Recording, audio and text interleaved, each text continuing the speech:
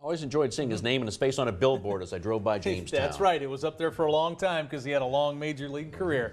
You know, last week when the University of Mary played basketball at Division I Nebraska in Lincoln, fans got to catch up with one of the greatest athletes to come out of North Dakota, Darren Erstad. Clayton Collier puts Erstad in this week's Sports Spotlight. When Darren Erstad arrived at a speaking engagement last week, something tripped the memory of the former Angels outfielder. There is a heavy accent that I'm very familiar with. It was the unmistakable twang of a North Dakotan, 150 of them actually, in Lincoln to cheer UMary basketball on that night against the Huskers. Now the Nebraska baseball coach, the Jamestown native remembers that same support from his playing days. They put the games on the radio in Jamestown, and the only complaint I really received was that the games got kind of late because it was 2 hours later into the night. But to this day, I still, just the support I've received from North Dakota, it's just a very special place.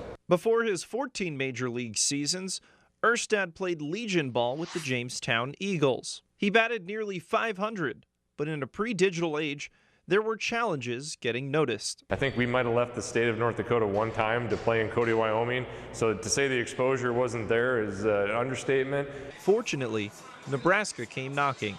Erstad was taken by the Angels with the first overall pick in the '94 draft. But it was his work with Nebraska football 5 months earlier that Husker fans remember. In Nebraska, most people don't even know I played baseball. They knew me as the punter, so football kind of runs the ship around here. When you bring home a national football championship, that tends to happen. But for those back in Jamestown, they remember listening to the radio late at night to support one of their own.